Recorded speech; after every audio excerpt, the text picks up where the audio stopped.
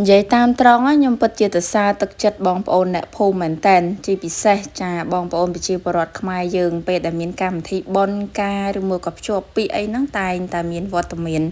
ចារបស់អ្នកចិត្តខាងចាអ៊ំពូមីងហ្នឹងមកជួយបងប្អូនឲ្យតែយើងរកគាត់យើងប្រាប់គាត់មក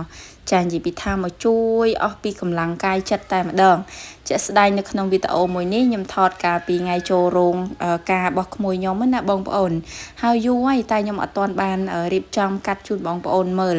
ចាថ្ងៃនេះខ្ញុំមករៀបចំចាកាត់ដើម្បីឲ្យអ៊ីគាត់មើលពួកអីគាត់កំពុងតែចាំហើយគាត់ឆ្ងល់ទៀតណាថាអត់ឃើញខ្ញុំផុសអញ្ចឹងចាកាលហ្នឹងថតច្រើនណាហេតុអីបានជាអត់ផុសចាខ្ញុំដឹងតែគាត់ប្រកាសជាទន្ទឹងរង់ចាំហើយចា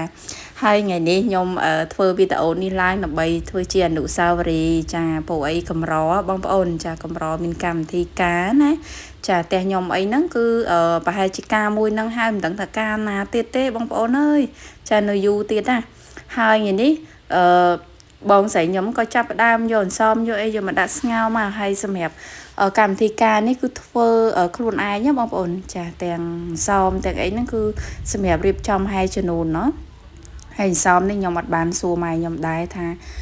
ធ្វើចំនួនប៉ុន្មានទេតាមពិតមានចំនួនរបស់គេបងប្អូនប៉ុន្តែខ្ញុំភ្លេចសួរគាត់ទៅហើយសម្រាប់ពីបរិមាណវិញគឺពីខ្ទះធំធំនឹងបងប្អូនដាក់ស្ងោរ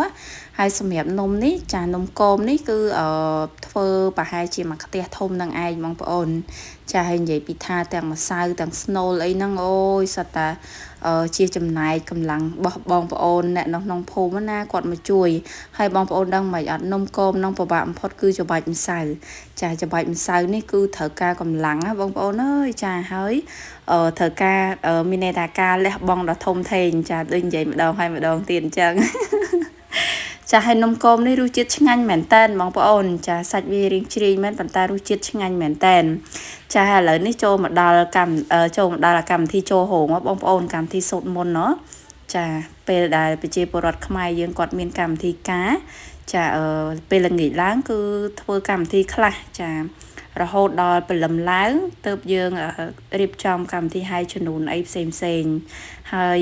និយាយមែនណាបងប្អូនពេលដែលមានកម្មវិធីការចាមានមានយាយចាមកជុំគ្នាចឹងទៅដឹងមិនទេរំភើបហ្មងបងប្អូនសម្រាប់ខ្ញុំណាចាបានបងប្អូនមកជុំគ្នាញាតិមិត្តជុំគ្នានិយាយពីថាសบายណូសบายចាហើយនេះគឺជាកម្មវិធីខ្ញុំមិនស្គាល់ដែរបងប្អូននិយាយត្រង់ចាគេហៅថាកម្មវិធីបច្ចុកជែកអីមិនដឹងណាខ្ញុំមិនសូវជាច្បាស់ដែរ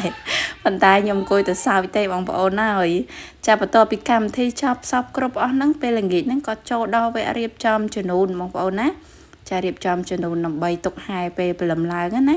ចាឲ្យរៀបចំជំនូននេះរៀបចំទាំងសងខាងចាឥឡូវរួចរាល់ទេបងប្អូនណាចារងចាំមើលវីដេអូពេលដែលហែជំនូនខ្ញុំនឹងមានវីដេអូកម្មវិធីការទាំងមូលចាសម្រាប់ជូនបងប្អូនមួយវគ្គទៀតចាអានេះគ្រាន់តែថ្ងៃចូលរោងឯងបងប្អូនហើយសម្រាប់ថ្ងៃកម្មវិធីការគឺសុវ័យជាងនឹងទៀតជាពិសេសគឺពេលរំនឹងតែម្ដង